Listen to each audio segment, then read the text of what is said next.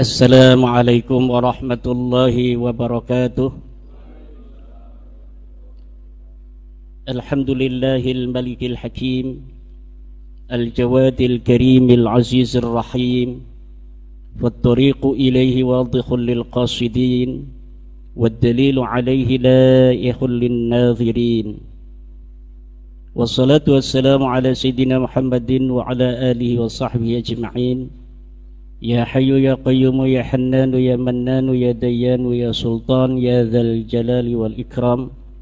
Allahumma salli ala Sayyidina Muhammadin salatan taj'alu biha hadzal ma'hada ma'hadan mubarakan bil ulumil mubarakah wat talamidatil katsirah wa ala alihi wa sahbihi ajma'in.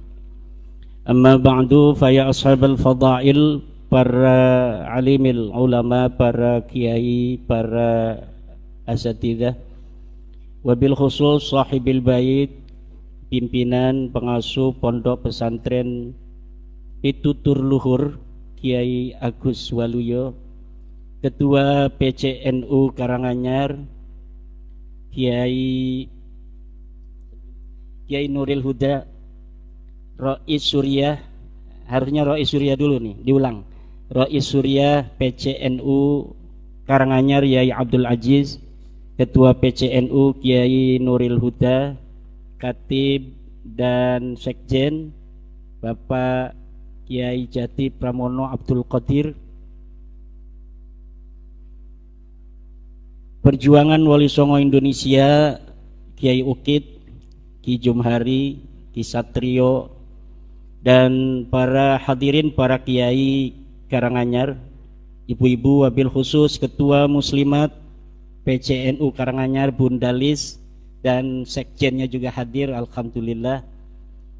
Pada kesempatan hari ini kita alhamdulillah ditakdirkan oleh Allah Subhanahu wa taala untuk bisa berkumpul di Pondok Pesantren Pitutur Luhur, pimpinan yang mulia Kiai Agus Waluyo, dalam rangka halaqah kebangsaan membicarakan tentang nasab Ba'alwi yang mengaku sebagai keturunan daripada Rasulullah Muhammad sallallahu alaihi wasallam.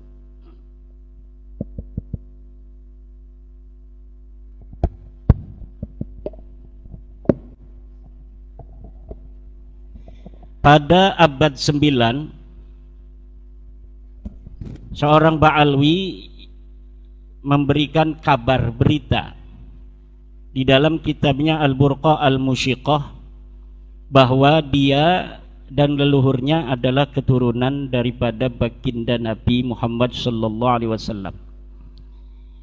Apa yang ada di dalam kitab Al-Burqatul Musyiqah ini adalah sebuah khabar, sebuah berita. Berita itu mahtamala sidqa wal kadhiba, sesuatu yang bisa saja benar, bisa saja salah. Untuk mengetahuinya perlu diverifikasi secara data-data historis dan empiris. Kategori sebuah berita itu ada 3. Ma wafaqal haqqa, yang kedua ma khalafal haqqa, yang ketiga adalah ma la yu'rafu muwafaqatuhu wa mukhalafatuhu al haqqa. Ada berita yang sesuai dengan kebenaran kenyataannya, ada berita yang tidak sesuai dengan kebenarannya, ada berita yang benar dan tidaknya ini tidak diketahui. Ma wafaqal haqqa fahada yuraddu fahada yuqbalu, ma wafaqal haqqa fahada yuqbalu. Berita yang sesuai dengan kebenaran inilah yang dapat diterima. Ma khalafal haqqa fahada yuraddu, sesuatu berita yang tidak sesuai dengan kebenaran maka ini harus ditolak. Ma la yu'rafu muwafaqatuhu wa mukhalafatuhu hada yutawaqqafu, sesuatu yang tidak sesuai, sesuatu yang tidak diketahui kesesuaian dan tidak sesuainya dengan kebenaran, maka ini ditangguhkan. Lalu berita bahwa Ba'alwi ini adalah keturunan Nabi masuk yang mana? Menurut yang saya telah telusuri, berita bahwa Ba'alwi keturunan Nabi Muhammad ini masuk dalam kategori berita yang kedua, yaitu ma khalafal haqqa fahadha yuraddu, sesuatu yang tidak sesuai dengan kebenaran dan ini harus ditolak. Dari mana saya berkesimpulan bahwa nasab Ba'alwi adalah termasuk dalam kategori kedua yang merupakan berita yang harus ditolak? Jawabannya adalah karena nasab Ba'alwi ini bertentangan dengan 4 kesimpulan kebenaran.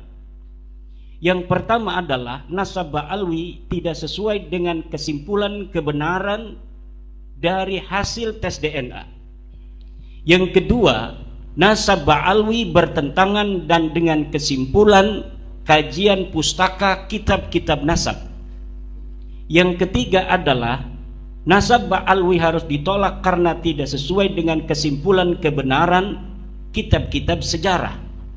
Dan yang keempat adalah nasab Ba'alwi ini tertolak karena bertentangan dengan kebenaran standar awam. 4 kebenaran ini tidak masuk sama sekali dalam nasab Ba'alwi. Nasab Ba'alwi bertentangan dengan kesimpulan kebenaran dari hasil tes DNA karena 180 orang dari klan Ba'alwi yang telah melakukan tes DNA ini secara presisi menyatakan bahwa mereka bukan keturunan Nabi Muhammad. 6 orang dari Indonesia dan sisanya dari 180 orang itu adalah dari Yaman telah melakukan tes DNA dan hasilnya bahwa darah mereka tidak ada kaitan dengan darah Nabi besar Muhammad sallallahu alaihi wasallam. Menurut pakar DNA, pakar genomik, pakar genetik baik dari dalam negeri maupun dari luar negeri, bahwa hasil tes DNA dari para Ba'alwi mereka berhaplogrup kebanyakan adalah G. Sedangkan kalau mereka mengaku sebagai keturunan Nabi Muhammad SAW, seharusnya mereka berhaplogrup J1. Instruksi kayak maaf ya, karena di sini mohon maaf kita istilahnya menyambung ya. Saya sebagai penyambung lidah teman-teman lah, kawan-kawan, dan juga ada banyak yang WA ke saya. Ada beberapa jamaah itu belum paham apa itu Ba'lawi gitu. Tolong dikupas dulu. Ya. Kita panjang lebar ngomong Ba'lawi, definisi aja itu belum paham gitu loh.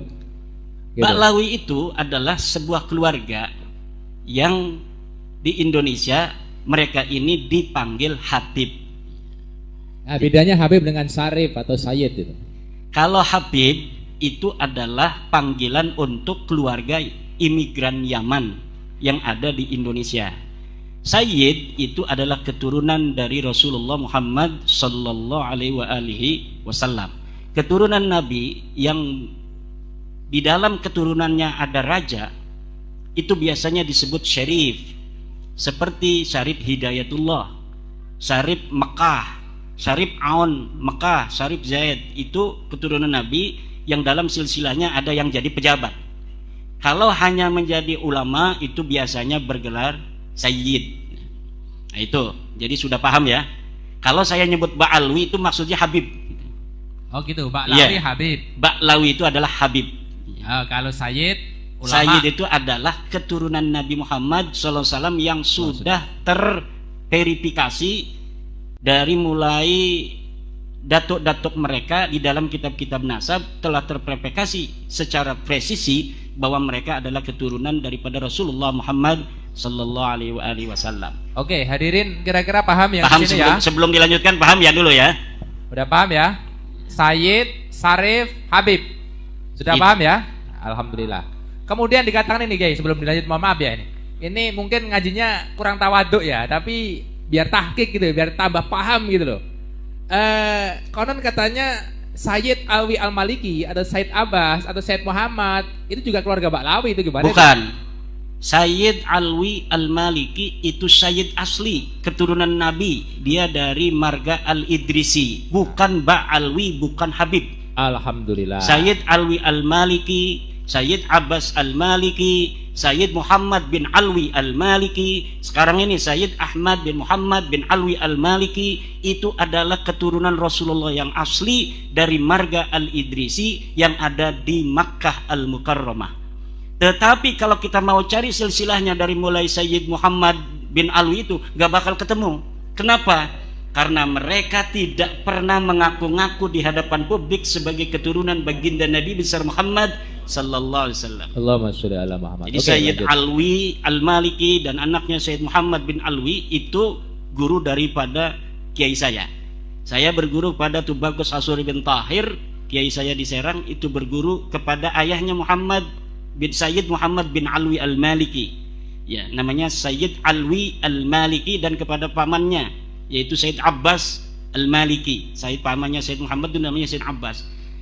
Kemudian nanti punya anak lagi namanya Sayyid Abbas juga. Nah, ini adalah keturunan Rasulullah asli, Sayyid dari Makkah Al-Mukarramah, dari marga Al-Idrisi, bukan keturunan Ba'alwi, bukan Habib. Dia Sayyid. Itu. Oke, kesimpulan berarti Sayyid dan Syarif pasti keturunan Rasul gitu ya? Ya. Pasti keturunan Nabi. Betul. Dan tidak mungkin Sayyid dan Syarif ini keturunan kayak Habib gitu ya? Ya. Kalau Sayyid dan Syarif itu adalah ulama sejak zaman dahulu, keturunan Nabi, dan dari Hasan dan Husain itu bergelar Sayyid atau Syarif, bukan bergelar Habib. Tidak ada itu di dalam dunia Islam, turunan Nabi bergelar Habib. Oh gitu, paham ya. Bisa dilanjut? Habib hanya di Indonesia.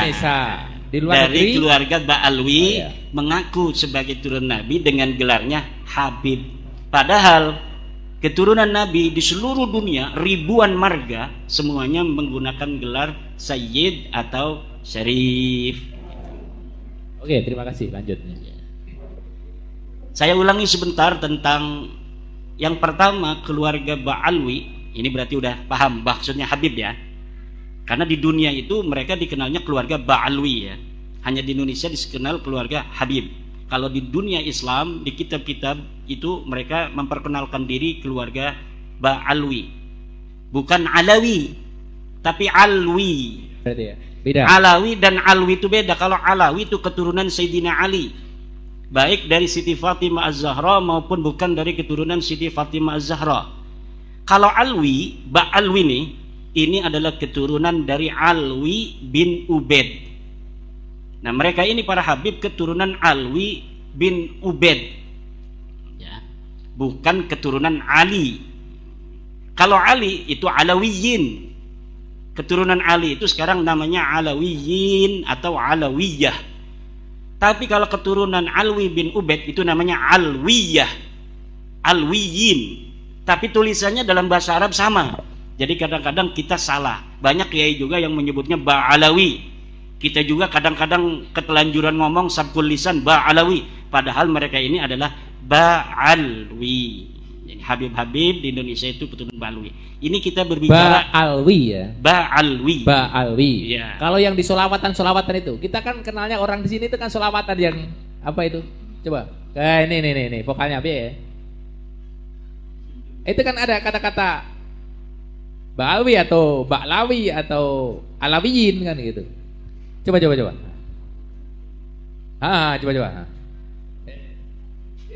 Kita bingung di. Betul. Coba. Mangga. Ini karena waktunya sudah mepet ya, nggak apa-apa sambil ngobrol aja. Ya Habibana Ali. Lah kalau itu memang lagu yang dikarang oleh mereka. Itu Habib bener tuh. Jadi Habib asli. Habib asli itu berarti asli keturunan Alwi bin Ubaid. Kalau Syarif asli, ya itu adalah para keturunan Rasul. Sayyid asli adalah keturunan Rasul. Oke, masalah tadi DNA. Jadi nasabah Alwi itu tertolak kebenaran hasil tes DNA, dan ini presisi. Tidak bisa kita melawan ilmu pengetahuan. Seperti kita percaya kalau misalnya golongan darah kita O, golongan darah kita B, golongan darah kita A itu kepada ahlinya. Ketika ahlinya mengatakan golongan darah kita adalah O, maka kita percaya saja karena mereka ahlinya. Begitu pula ketika mereka, para ahli biologi, ahli genetika, ahli genomik, mengatakan bahwa setelah diperiksa, darah mereka ini bukan darah Rasulullah SAW, maka yang tahu benar dan tidaknya adalah para ahlinya. Sedangkan di Indonesia ini, Badan Riset Inovasi Nasional itu telah mengatakan bahwa keluarga Ba'alwi ini bukan keturunan Nabi besar Muhammad SAW berdasarkan hasil tes DNA mereka 180 orang. Itu yang pertama. Yang kedua, nasab Ba'alwi sebagai keturunan Nabi ini tertolak karena bertentangan dengan kajian, kesimpulan, kebenaran kitab nasab, di mana mereka pada abad ke-9 Hijriah, seorang Ba'alwi mengaku dirinya sebagai keturunan Nabi. Dia mengarang sebuah kitab namanya Al-Burqatul Musyiqah, namanya Ali bin Abu Bakar As-Sakrat. Menulis dalam kitabnya, dia adalah Ali bin Abu Bakar bin Abdurrahman bin Muhammad Maula Dawilah bin Alwi bin Ali Sahibud Darak bin Alwi Al-Ghayyur bin Faqih Muqaddam bin Muhammad Sahib Birbat bin Ali Qali Qasam bin Alwi bin Muhammad bin Alwi bin Ubaid, katanya bin Ahmad bin Isa. Ini Ahmad bin Isa betul-betul keturunan Nabi besar Muhammad SAW. Jadi Ubaid ini yang katanya leluhur mereka ini dibinkan bin Ahmad bin Isa. Dari sinilah mereka mengaku sebagai keturunan Nabi. Dari sosok keturunan Nabi asli namanya Ahmad bin Isa, orang yang meninggal di 345 Hijriah. Sayangnya kitab-kitab nasab sudah ada. Kitab nasab itu setiap generasi keturunan Rasul itu dicatat. Dari mulai tahun 199 Hijriah itu sudah dikarang kitab nasab. Abad ke-200, tahun ke-200 Hijriah banyak kitab nasab. Abad ketiga 300 Hijriah banyak kitab nasab. Termasuk Ahmad bin Isa ini anak-anaknya sudah dicatat semua. Anaknya cuma 3, namanya Muhammad, Ali dan Husain. Tidak ada anak yang bernama Ubaid. Disinilah pengakuan abad 9 ditolak oleh kitab yang sudah ada di abad ke-4, ke-5, ke-6, ke-7, ke-8. Ustadz Idrus Somli mengatakan ada kitabnya, namanya kitab Al-Burqatul Musyiqah, Tabaqatul Khawas. Iya ada, tapi itu ada di abad ke-9. Pengakuan yang baru ada setelah 550 tahun orangnya meninggal dunia. Kalau pengakuan sebagai turunan Nabi dari nama Ahmad bin Isa yang katanya namanya Ubaid, sedangkan kitab nasab yang ada pada zaman Ahmad bin Isa atau yang mendekatinya menolak, maka berita ini adalah ma khalafal haqqa, berita yang tidak sesuai dengan kebenaran, fahada yuraddu, maka ini harus ditolak. Yang ketiga, nasab Ba'alwi ini bertentangan dengan kesimpulan kebenaran kajian kitab sejarah. Kitab-kitab sejarah banyak ditulis. Dari mulai saya menemukan mulai abad ke-3 Hijriah, ke-4 Hijriah, ke-5 Hijriah, ke-6 Hijriah, ke-7 Hijriah, ke-8 Hijriah, bahkan ke-9 Hijriah pun kitab-kitab sejarah tidak ada yang menyebutkan keturunan Ba'alwi dan leluhurnya sebagai keturunan baginda Nabi besar Muhammad sallallahu alaihi wasallam. Jangankan disebut sebagai seorang keturunan Nabi, bahkan sosoknya saja tidak ada yang menulis. Mereka mengaku Ubaid ini mujtahid mutlak, ulama besar. Dia wafat 383 Hijriah. Tetapi kitab-kitab biografi ulama, kitab-kitab sejarah yang ada pada masa Ubaid ini sama sekali tidak menyebutkan sosok Ubaid ini pernah ada di Yaman.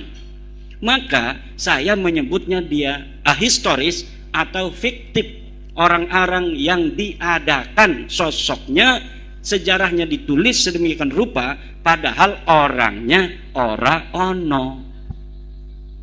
Hanya ditulis saja. Kita pun sekarang ini bisa saja, supaya kita ditulis sejarahnya, leluhurnya hebat, kita bikin siapa kakek kita, kemudian kita tulis kakek kita adalah orang yang merancang nama Indonesia. Sebelumnya nama Indonesia tidak ada, yang merancang itu kakek saya. Ya sekarang orang nggak ada yang mau percaya. Tapi 300 tahun lagi itu kitab itu kalau ditemukan orang akan jadi manuskrip. Apalagi kalau berita yang sama belum ada ditulis, karena tidak ada yang mau ngaku-ngaku seperti kita, maka masa depan itu akan milik kita yang mau menulis hari ini dengan tulisan tentang leluhur kita. Padahal yang berjuang adalah Pak Karno, yang berjuang Muhammad Hatta, yang berjuang adalah Syahrir. Tapi nama Soekarno, nama Hatta, nama Syahrir bisa hilang dalam sejarah kalau hari ini tidak ditulis sejarahnya bahwa dia yang membaca proklamasi, bahwa dialah yang mengusahakan ber-Indonesia. Tapi ada orang yang hari ini mau menulis, maka 100 tahun kebetulan yang ditemukan adalah bukunya dia, maka nama Soekarno, Hatta, Syahrir dan lain sebagainya akan hilang dari sejarah. Mohon maaf Kiai, berarti titik persoalannya adalah dari Sayyid Ahmad bin Isa sampai kepada Rasulullah Sahih. Ya. Itu sesuai dengan kaidah kitab nasab. Kemudian jadi pertanyaan kawan-kawan, apakah kitab nasab itu harus sesuai seperti halnya kaidah dalam mustalah hadis? Karena ada beberapa ustadz ataupun kawan-kawan yang tetap membantah, kalau sudah masyhur di kalangan orang menyatakan bahwa si fulan adalah anaknya fulan, itu kamu gak boleh membantah gitu. Innan nasaba mimma yasbutu bitasamu'i illa ayyasbuta ma yukhalifu. Ini adalah ucapan Ibnu Hajar Al-Asqalani dalam kitab Al-Jawabul Jalil, bahwa nasab itu boleh tetap, boleh sahih dengan hanya mendengar, illa kecuali ayas butama yukhalifuh, telah ada yang menentangnya. Misal orang yang ada di Karanganyar taunya bahwa Samlawi anaknya Sajiman, padahal ini anak angkat. Gak ada yang tahu bahwa dia ini Samlawi ini anak angkatnya Sajiman, karena dia datang dari Jakarta 18 tahun di Jakarta, pulang-pulang bawa anak namanya Samlawi, Pak Sajiman ini. Pak Sajiman mengaku Samlawi anaknya. Tentu orang sini akan mengenal Samlawi ini sebagai Sajiman. Itulah dikenal, itu namanya syuhrah wal istifadah, masyhur. Tapi kalau tiba-tiba datang tetangganya dari Jakarta ke Karanganyar mengatakan, Kiukit, sebenarnya ini Sajiman bukan anaknya Samlawi. Ya, Samlawi bukan anaknya Sajiman. Dia anak angkat, anak tetangganya yang meninggal dunia di rumah sakit, kemudian dijadikan anak angkat oleh Pak Sajiman.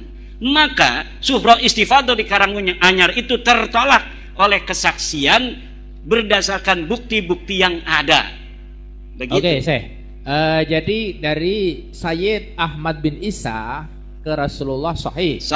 Dari Abdullah atau Ubaid atau nama yang lain ke bawah tidak sahih. Ini punya saya. Ya, monggo tadi sudah disiapkan. Ada beberapa kawan ustadz daerah sini yang dia berpikir begini. Itu kan zaman dulu nggak ada akte, nggak ada catatan sipil. Tidak ada akte dan tidak ada dukcapil, tapi sudah ada penulis kitab nasab. Mungkinkah orang terkenal zaman itu anaknya tidak dicatat semua? Karena tidak mungkin. Tidak mungkin. Kenapa saya mengatakan tidak mungkin? Karena di abad ke-6 kitab As-Sajaratul Mubarakah telah menyatakan tidak ada lagi. Fa Ahmad bin Isa al-Abah fa'aqibuhu min salasati banin, Muhammad, Ali wa Husain.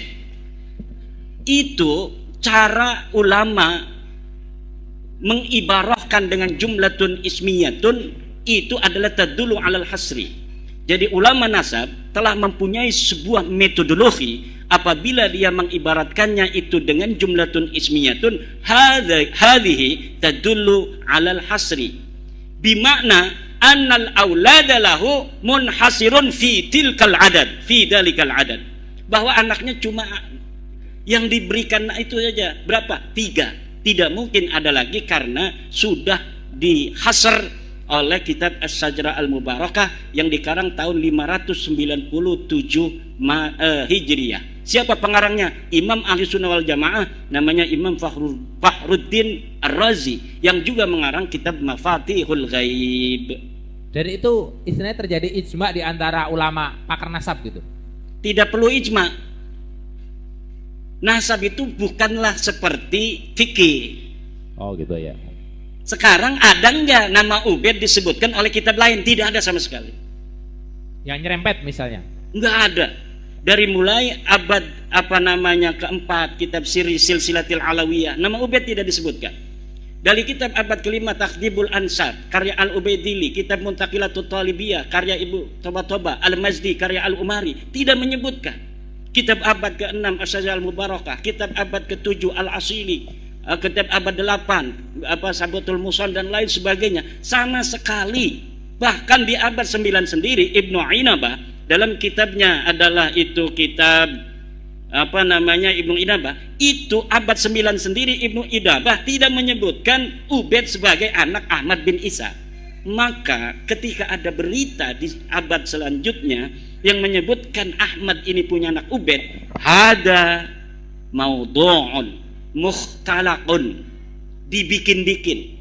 Dan saya sudah menemukan bagaimana kronologis dari mereka cara membikin-bikinnya itu. Silakan baca dalam PDF yang saya sudah bagikan, membongkar skandal ilmiah nasab Ba'alwi. Itu bagaimana sebenarnya Ubaid ini Ubaid ini anaknya Isa. Isa itu anaknya Alwi. Jadi Ubaid bin Isa bin Alwi. Itu saja yang mereka tahu. Ketika ada seorang ulama namanya Abdullah bin Ahmad bin Isa, mereka menyangka ini silsilah mereka. Silsilah yang ada di mereka selama ini Ubaid bin Isa bin Alwi, kebalik katanya. Padahal itu nggak ada kaitannya. Orang ini disebut Alu Ba'alwi di dalam kitab As-Suluk, namanya Abul Hasan atau disebut juga Syarif Abdul Jadid. Maka mereka mencangkok silsilah orang ini yang disebutkan di dalam kitab As-Suluk menjadi silsilah mereka. Dari mana mereka mendapatkan nama Ubaid bin Isa bin Alwi? Itu juga dapat mencangkok dari keluarga Al-Ahdal. Jadi ada keluarga mengaku sebagai turun Nabi di Yaman namanya Al-Ahdal. Dia dicatat di abad 7 pindah kakeknya dari Irak ke Yaman. Dari situ mereka keluarga Habib-Habib ini mengatakan keluarga kita juga leluhurnya adalah adik atau sepupu daripada kakeknya Al-Ahdal. Jadi sama-sama pindah ke Yaman. Padahal kakek mereka tidak dicatat dalam As-Suluk, tapi mereka membonceng sejarah yang ada di dalam kitab As-Suluk tentang hijrahnya leluhur Bani Ahdal menjadi sejarah mereka. Jadi pertama mereka itu memboncengnya pada sejarah Bani Ahdal yang dikatakan dalam kitab sejarah kakeknya berpindah dari dari Irak ke Yaman. Kemudian karena tidak tahu silsilahnya, hanya disebutkan begitu saja hijrah dari Irak ke Yaman, tapi tidak ada silsilahnya. Akhirnya mereka mencari-cari silsilah. Ketemunya di silsilah Syarif Abdul Jadid. Nyangkoklah kemudian mereka ke silsilah Syarif Abdul Jadid. Jadi nyangkok ke satu, nyangkok ke yang lain, akhirnya semuanya tertolak. Hari ini Bani Ahdal yang dicangkok oleh Ba'alawi, silsilah Ubaid bin Isa bin Alwi itu telah difatwakan oleh Syekh Sarafuddin Samsuddin bukan keturunan Nabi. Jadi ada 21 marga yang jadi, hari ini Ubaid bin Isa bin Alwi itu asalnya. Dan Isa di sini itu bukan Said Ahmad bin Isa. Bukan. Oh, beda orang. Beda orang, jadi dia beda orang. Ini kayaknya ini yang benar kayak gitu. Oh, kayak di Jawa, di sini ada namanya Pangeran Diponegoro. Itu ada 2 orang.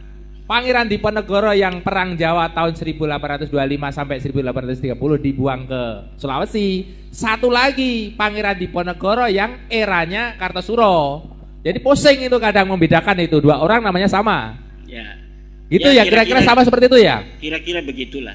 Jadi sejarah, kesimpulan sejarah itu sudah menolak Ba'alwi ini sebagai turun Nabi. Yang terakhir itu adalah kesimpulan kebenaran ilmiah awam.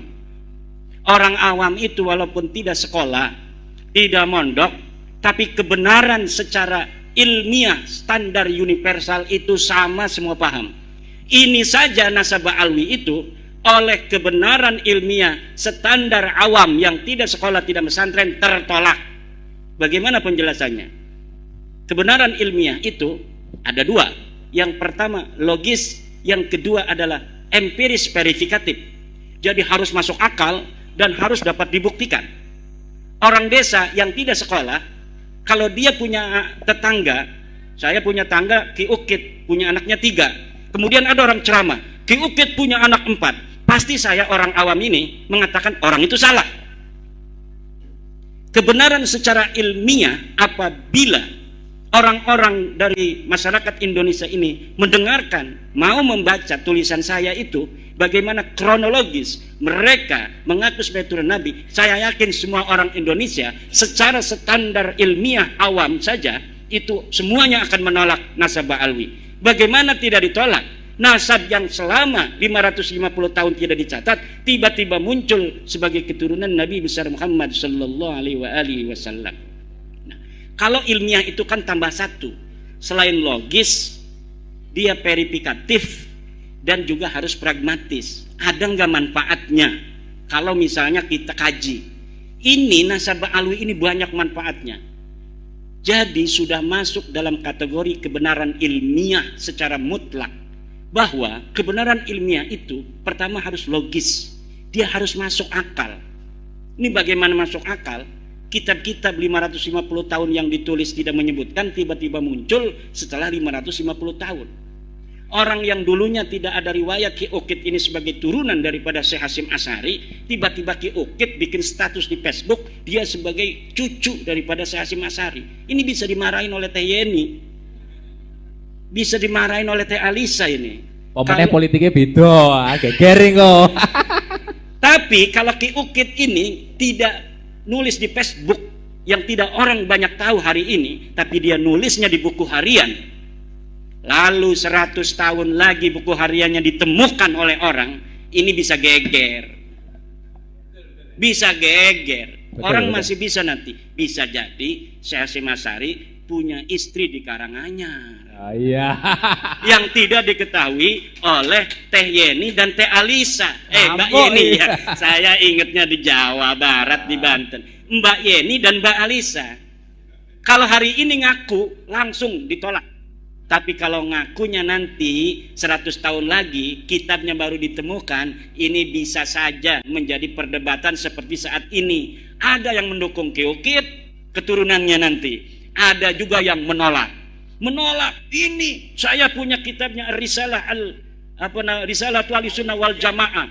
Di dalam kitab Risalah Ahlussunnah wal Jamaah karangan Mbah Hasyim Asy'ari dikatakan anaknya cuma 1 Abdul Wahid, ya kan?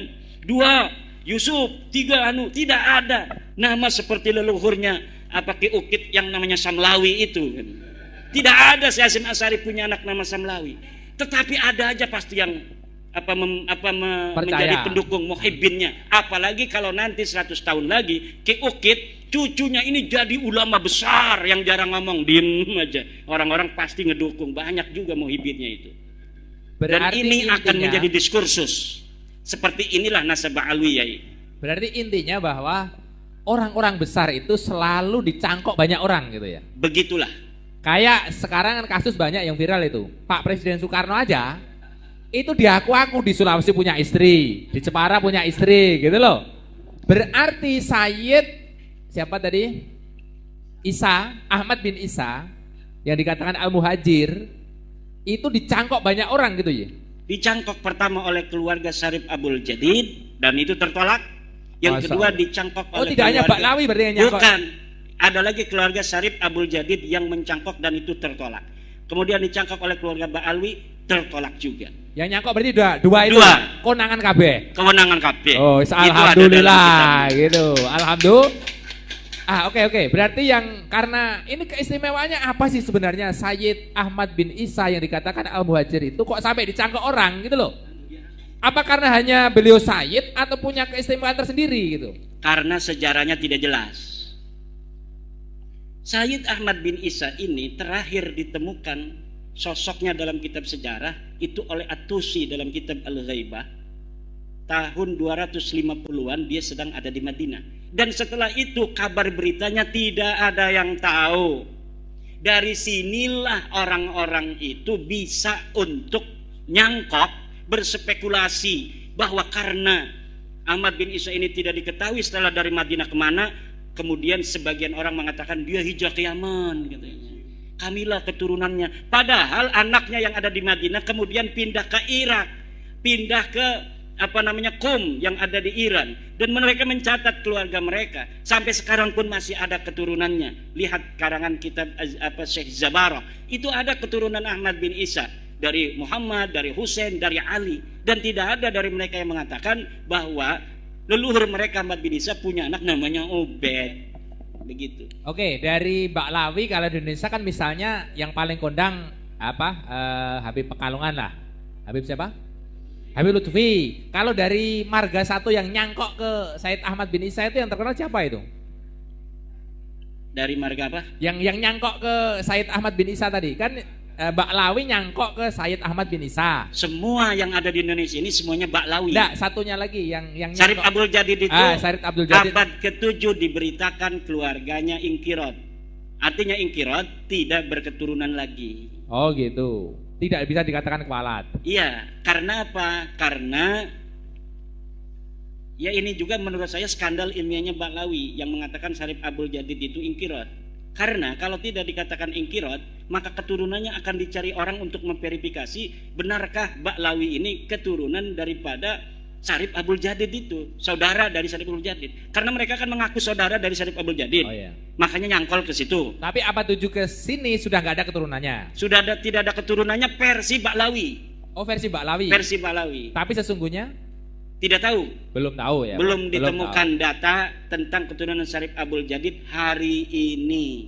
Oke, yang jadi pertanyaan lagi, ini sebenarnya remeh-temeh ya. Orang di sini banyak yang bertanya, sebenarnya orang mengatakan tesis Kiai Imad itu sebenarnya tesis magister S2, kan ada SD, SMP, SMA, kemudian sarjana itu kan istilahnya lagi garap skripsi, ngerti tak? Nah, S2 kan tesis. Kalau S3 doktoral kan tesis gitu. Apakah di sini yang dimaksud itu tesis semacam itu? Karena di sini banyak yang bingung gitu loh. Itu silogisme. Jadi tesis itu kesimpulan ilmiah. Kesimpulan ilmiah itu namanya tesis. Penentangnya namanya antitesis. Kalau sudah terjadi harmonisasi kesimpulan namanya sintesis. Nah, ini tesis itu ada kesimpulan ilmiah saya, begitu. Oh, berarti yang nyerang-nyerang Kiai Imad dari sudut pandang ilmiah, mereka dikatakan antitesis. Antitesis. Lah sudah ada sintesis belum? Belum. Oh gitu. Itu terluar insya Allah. Kalau sintetis itu ada harmoni. Karena apa? Mereka tidak bisa membantah. Oke, makanya siapapun saya selalu tegaskan, kalau ada orang yang bisa bicara ilmiah kayak gini, tak undang guys. Jeluk ragat piro tak ragat ini ngojo kemaki misalnya kudu private jet gitu. Saya siap ini. Loh, bondone pondok pitutur luhur kan nggih Nasrul Ilmi gitu kan. Kita kan penghamba ilmu. Lah siapa berani sini gitu loh. Minta amplop 15 juta gak apa-apa. Alhamdulillah Kiai ndak pasang tarif ini. Saya agak sebel karo Kiai karo mau balik atau Habib sing pasang tarif. Akhirnya wong melarat-melarat ini gak kuat apa jenenge rawuhke. Betul enggak ini? Ruwet pokoknya ngene iki. Lho nek ana sing antitesis dari Kiai Imad, Mbah Habib, Mbah Jawa, Mbah Encik. Kalau di sini orang mengenai Mbah Jawa ngenten iki ngarani wong Arab itu encik iki. Mbah Encik, Mbah Jawa, Mbah Cina, Mbah Londo, Mbah Arab tak ragati. Misalnya omahe Jordan, tak tukone tiket, tak golekne hotel sing apik nek ra gelem turu nang kene. Saya tantang ini semuanya ya. Baik di YouTube kan di live radio to iki. Urip ora radio iki?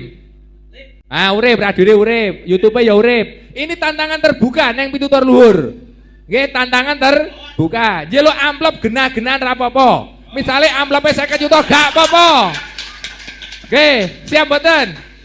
Siap ya. Tapi jangan rusuh loh ya. Jangan rusuh dan jenengan siap berjuang. Ojo istilahnya ora wani membela kebenaran. Betul? Betul?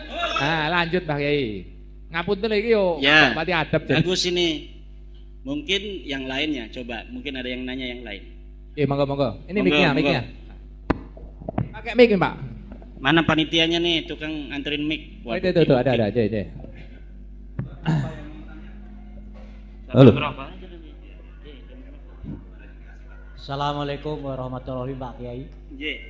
Saya sebagai orang muslim ya mungkin masih awam. masalah Habib, Syekh, dan Syarif itu. Tapi saya sebagai seorang muslim, saya sangat menyesal kalau ada seorang yang mempertentangkan antara Habib, Syekh dan sebagainya. Karena apa? Semua itu dasarnya Al-Quran dan Hadis. Semua umat Islam adalah inginnya husnul khotimah. Kalau sudah kita berdasarkan Quran, Hadis, kiblatnya sama, apa ditentangkan? Entah itu dari Habib, dari Syekh, dari Syarif, saya kira ada masalah. Kok itu bagi saya sebagai seorang muslim kok malah remeh sekali orang yang menentangkan antara keturunan itu, kok saya kira kok tidak baik itu bagi saya sebagai orang muslim. Itu kalau didengar oleh orang non muslim itu malah sebagai bahan candaan itu.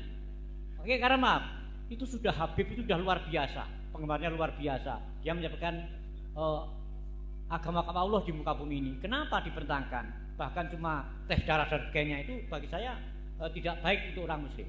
Yang kedua, kalau toh itu benar-benar bukan keturunan Nabi, why not? Apa salahnya dia menjabarkan agama Islam untuk ukhuwah Islamiyah, untuk membuat persatuan bangsa? Kenapa dipermasalahkan? Yang ketiga, orang yang mempermasalahkan itu tujuannya apa? Memecah belah atau untuk seakan golongan dia sendiri? Kalau untuk golongan sendiri, apa gunanya kita bercerai-berai karena bertangan untuk tes darah sekalian? Itu bagi saya seorang muslim yang ingin saya jujur mati kunus khotimah, bukan untuk pertahanan seperti itu. Ya, bagus. Ya, ya. Terima kasih. Assalamualaikum warahmatullahi wabarakatuh. Ini saya setuju bahwa seluruh umat Islam itu harus mempunyai hak yang sama dalam kemuliaan. Walaqad karramna bani Adam, bahwa kami telah memuliakan seluruh anak Adam. Dan ini yang sedang kita perjuangkan, bahwa tidak ada kaitan kemuliaan di hadapan Allah dengan keturunan. Kalaulah selama ini orang itu sudah mulia dengan ilmunya, dimuliakan oleh masyarakatnya, tidak melihat keturunan siapa dia, kalau dia punya ilmu wajib dimuliakan. Kan itu setuju Pak ya? Nah, masalahnya sekarang ada orang yang mengaku keturunan Nabi mengatakan bahwa secara zat mereka sudah berbeda dari orang lain, bahwa kalaupun mereka bodoh, mereka mabok, mereka lebih mulia sendalnya dari kepala kiai. Dan ini yang tidak sesuai dengan ajaran Islam. Kalau dikatakan mereka menyebarkan Islam, mereka menyebarkan Islam di mana? Yang sekarang mengajarkan bisa selawatan, tapi yang menyebarkan Islam kan Wali Songo. Wali Songo itu adalah keturunan Nabi, bukan dari Baklawi, tapi diakui oleh mereka dalam kitab mereka tahun 1984 bahwa Wali Songo keturunan Baklawi. Tidak ada manuskrip yang memperkuat itu. Bahkan kitab-kitab manuskrip yang sekarang ditemukan mengatakan Wali Songo bukan keturunan Ba'alwi, dia keturunan Al-Kazimi, Al-Musawi, juga dari Al-Jailani. Mereka datang itu baru 4 generasi paling. Tahun 1800 ketika Hadramaut lagi kurang makan. Di dalam bukunya Jajat Burhanuddin dikatakan negara Hadramaut ini, provinsi Hadramaut, tidak bisa memberi makan seluruh penduduknya. Dia hanya bisa memberikan makan 30% penduduknya. Makanya dicarilah daerah-daerah yang subur agar manusia itu kan punya perut, dia punya mulut, harus makan. Maka dicarilah tempat-tempat yang subur, diantaranya dia pindah ke Indonesia. Itu kayak misalnya Ustadz Taufik Segaf itu baru 3 keturunan ada di sini. Kakeknya baru 1914 pindah ke Indonesia. Sekarang 2024, baru berapa puluh tahun. Yang lainnya Utsman bin Yahya itu tahun 1830-an sudah ada di sini, itu lebih tua. Yang lain itu yang banyaknya itu tahun 1901 sampai 1943. Nah, di Indonesia ini itu sudah mayoritas Islam. Maka kalau dikatakan mereka menyebarkan Islam di Indonesia, itu terbantahkan oleh kesimpulan sejarah, di mana sejarah versi Hamka mengatakan abad ke-7 ke-8 kita sudah banyak yang Islam, tetapi tidak semasif pada abad ke-15 ke-16 di zaman Wali Songo. Jadi yang paling banyak menyebarkan agama Islam di Indonesia itu terjadi pada masa Wali Songo. Sebelumnya sudah ada Syekh Bentong, Syekh Hasanuddin di Kerawang, tapi tidak semasif Wali Songo. Kenapa Wali Songo itu berhasil? Karena Wali Songo bukan hanya ulama, juga mereka adalah pemerintah. Oke, Pak Yai, ini karena mungkin antara penanya dengan panjenengan ada istilahnya cara sudut pandang yang berbeda. Maka sore hari ini masih ada, maghribnya kan masih lama ini. Ini saya jam 5 kurang seperempat, maghribnya jam 6 lebih kan. Itu saya berusaha jadi moderator lah kalau panjenengan semua setuju gitu. Jadi biar penanya ini puas. Mungkin dalam pandangan saya yang ditanyakan penanya ini, kok dadak gegeri Baklawi gitu ya Pak Rukianto kira-kira. Kok dadak digegeri? Toh kan di sini Habib-habib itu jasanya banyak. Ada Habib ada Habib Syekh, ada Habib Novel, di sini ada Habib Soleh Al-Jufri. Di kampung ini pun ada almarhum Habib Soleh tapi bukan Al-Jufri, Baharun. Jadi jasa mereka itu banyak walaupun belakangan. Di sini ada ulama namanya Syekh Hasan Tafsir, wafatnya 1911. Habib Baharun datang baru kemarin sore, kebetulan sudah wafat. Habib Soleh Al-Jufri datang di sini tahun 2000. Anak saya yang dongani, yang akikoi Habib Soleh Al-Jufri. Karena beliau memandang mungkin, kok dadak digegeri Baklawi ngopo wong ning kene wis dakwah kok. Kira-kira gitu Pak Rukianto ya. Nah ini jawabannya gitu Pak. Monggo jawaban jenengan bagaimana gitu. Iya, jawaban saya adalah kalau menyebarkan pertama kali tidak. Karena yang menyebarkan pertama kali adalah kalau beliau itu ngomong menyebarkan. Menyebarkan dalam pengertian pertama kali menyebarkan Islam di Indonesia tertolak. Karena sejarah tidak mengatakan seperti itu. Kalau mereka dari sejak pertama kali datang ke sini, kemudian karena mereka pinter, kemudian ngajarin agama, bisa. Kebetulan baik orangnya, alhamdulillah. Tapi ada ajaran-ajaran, doktrin-doktrin, lihat di YouTube, bagaimana dari keluarga Ba'alwi ini ada yang mengatakan kalau tidak menjadi muhibbinnya Ba'alwi tidak akan dapat syafaat Nabi. Ya betul, saya juga diancam gitu ya. Ya. Pokoknya nek pitutur luhur melu Kyai Imat gak bakal oleh syafaate Kanjeng Nabi. Kalau tidak percaya Habib itu cucu Nabi, maka tidak akan barokah. Saya sudah dikafirkan. Oh malahan tambah ekstrim ya. Iya, sudah. Saya sementara kalau kita bicara nasab, ya nasab itu tadi berita itu mahtamala sidqa wal kadhiba, dia bisa benar bisa salah, dan saya dapat membuktikan Pak Rukianto bahwa nasab mereka itu salah, nasab mereka tertolak, dia bukan cucunya Nabi. Kalau mereka itu ulama, kita wajib hormati, bukan karena dia turun Nabi, karena ulama, karena memberikan manfaat untuk masyarakat sekitar, ngajarin ngaji, ngajarin kitab. Tapi saya belum lihat ada Habib yang ngajarin kitab, baca Fathul Mu'in misalnya. Ada juga selawatan, ceramah, termasuk Abah Lutfi. Belum pernah saya melihat beliau baca kitab kuning. Yang ada adalah ceramah. Maka kalau ketika ada yang nanya sama saya, Abah Lutfi itu ulama bukan? Bukan. Tapi dia penceramah. Kenapa? Karena ulama harus bisa baca kitab kuning. Syarat ulama itu mampu membaca kitab kuning sebagai satu syarat utama orang memahami agama. Bagaimana orang tidak bisa baca kitab kuning mampu memahami agama dengan benar?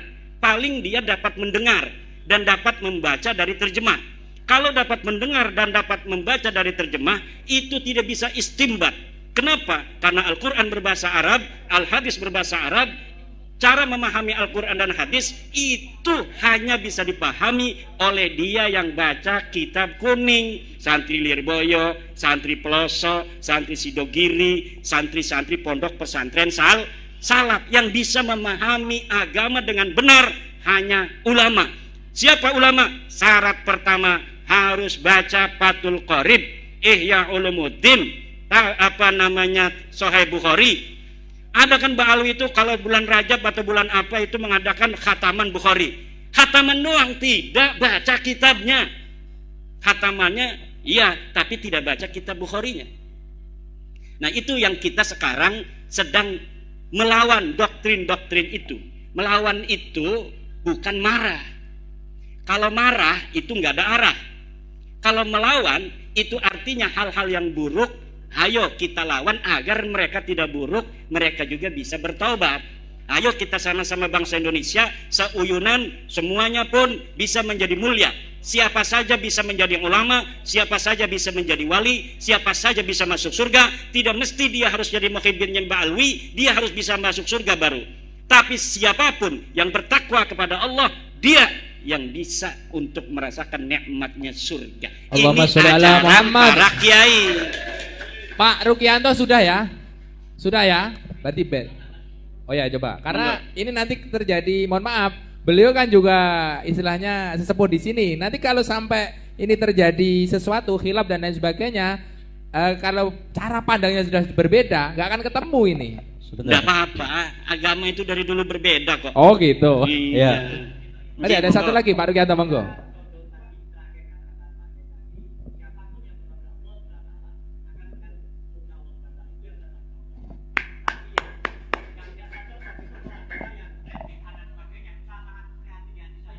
Karena begini, Pak Rukianto, kenapa saya mengatakan tes DNA sekarang-sekarang? Dulu enggak, ini sudah setahun 7 bulan, saya tidak ngomong-ngomong tes DNA.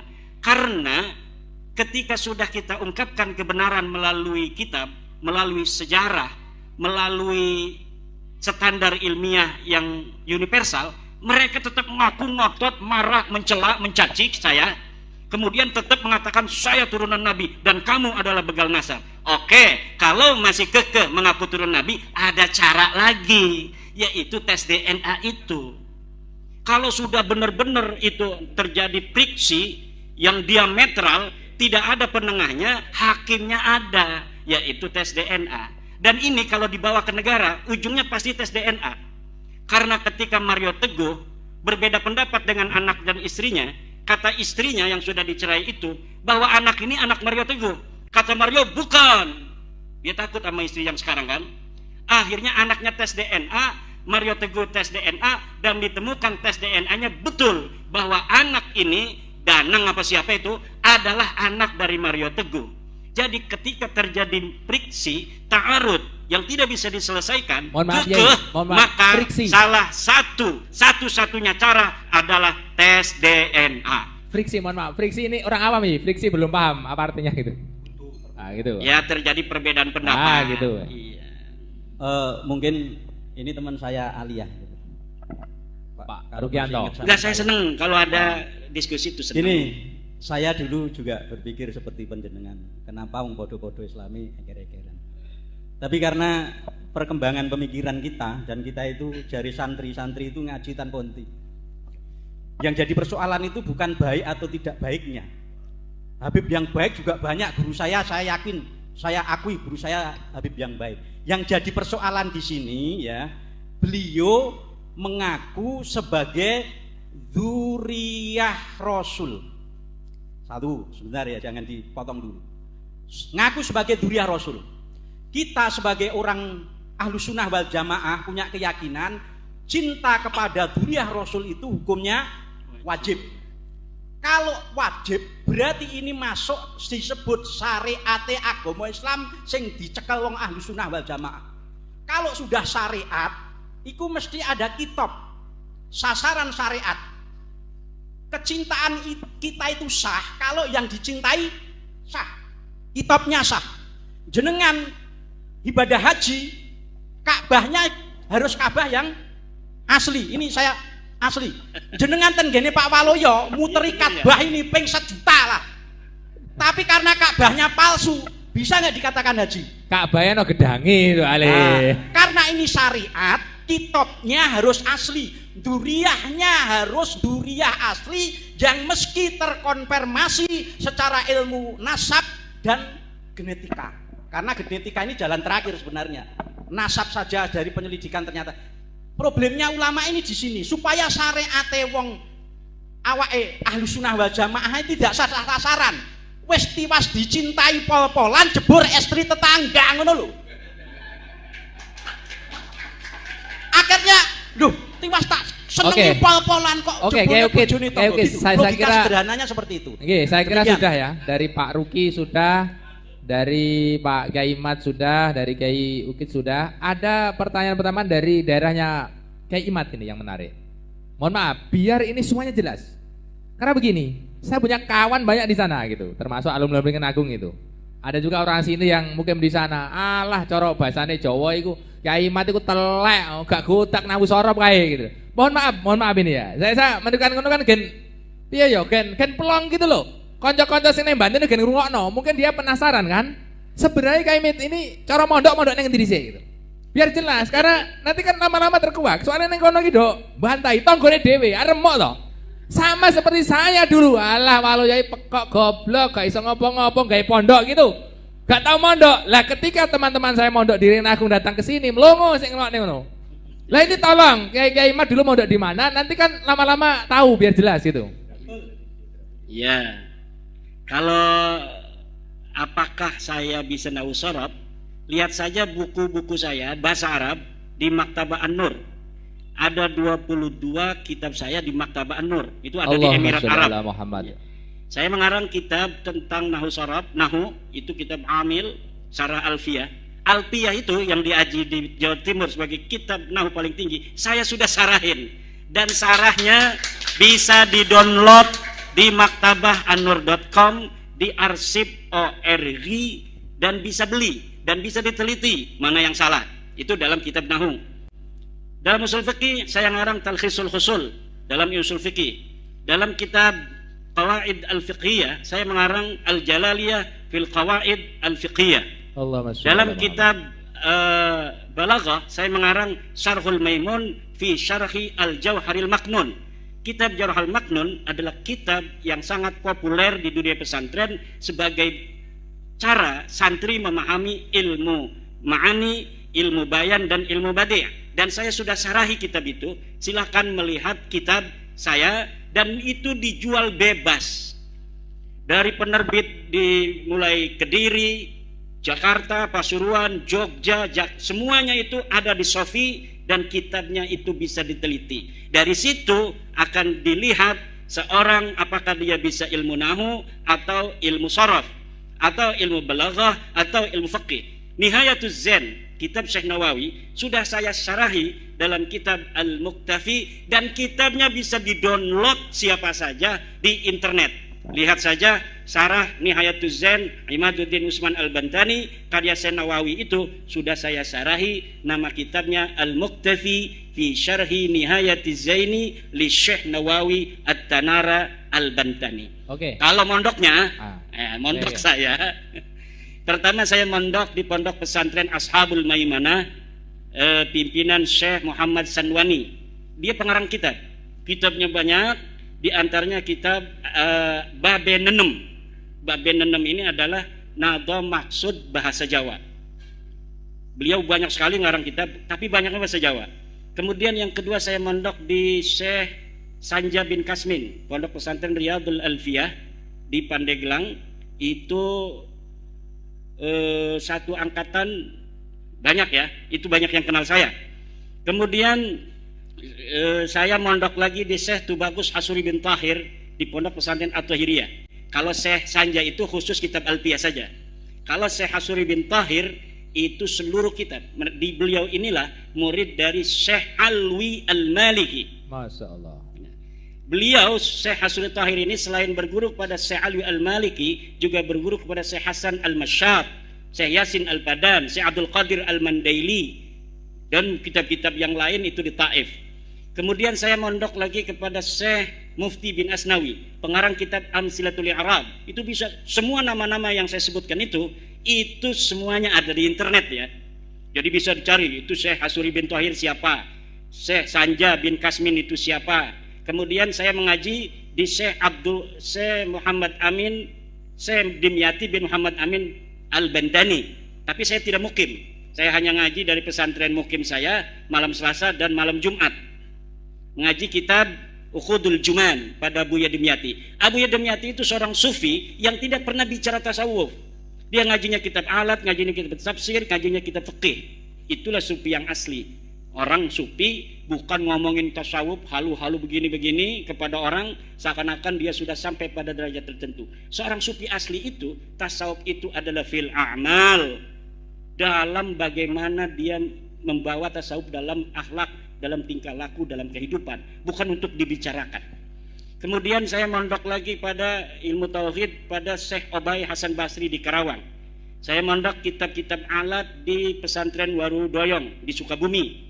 Saya juga mesantren di banyak pesantren pasaran sampai Kaliwungu, tafsir Jalalain dan kitab As-Sirul Jalil, kitab Hasbunallah. Puasa kilatan gitu ya. Kilatan. Insyaallah. Dan kalau kilatan-kilatan itu kan ya hanya 10 hari, 15 hari menamatkan satu kitab. Dan saya juga pernah ke Mesir untuk ijazah kitab-kitab kepada Musnidud Dunya Yaumaid, yaitu Syekh Ibrahim bin Abdul Ba'is Al-Kattani di Askandaria. Saya mendapatkan seluruh ijazah kitab-kitab hadis dari mulai kitab Sahih Bukhari, Kutubus Sittah, kitab-kitab Masanid, kemudian kitab-kitab Ma'ajim, kitab-kitab Mu'jam, kemudian kitab-kitab Musannafat, cara menulis dengan musannaf seperti Musannaf Ibnu Abdul Razak dan lain sebagainya. Nah, ini tidak pernah saya ungkapkan karena bagi santri itu sebenarnya ini adalah ta'ajjub ya, ta'ajjub terima kasih ya, karena teman-teman di Banten ini terus terang saya aku rodok kemeropok rodok anyel gitu loh. Mosok kemet ragu tak ngaji mbok undang akhirnya kan rodok waduh mosok aku salah deh. Nah, maka ini karena kan ada sekarang ini lagi zamannya framing. Ya. Ya muhibinnya itu kan lagi framing supaya orang tidak percaya. Nabi Muhammad aja disebut dalam Quran sahirun, majnunun, kadzabun dan sebagainya. Jadi tidaklah terlalu aneh. Ya. Kembali ke Mbak Lawi, monggo. Monggo. Kalau ada yang tanya silakan dari ibu-ibu mungkin penasaran. Dan satu ya, kita bukan membenci sebuah klan. Kita hanya meluruskan pengakuan bahwa pengakuan mereka tidak terbukti. Silahkan menjawab. Saya sudah kirimkan ke Rabita Lawiyah Pak Rukianto, sampai sekarang tidak dijawab. Kenapa tidak dijawab? Karena nggak ada jawabannya. Makanya debat-debat itu saya